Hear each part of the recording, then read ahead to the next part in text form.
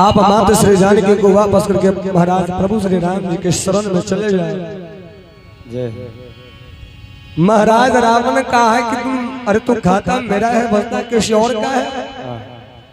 महाराज रावण अपने छोटे भाई विभीषण जी पर चरण के प्रहार कर दिए, लंका से मार करके निकाल दिए हैं।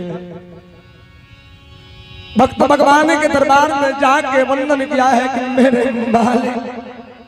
भक्त ने कहा कि महाराज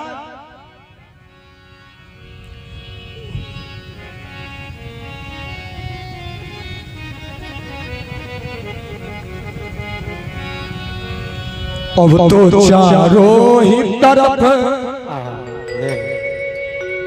बंद है दुनिया की गली।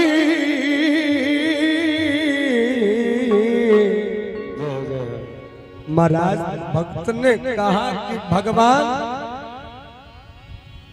अब तो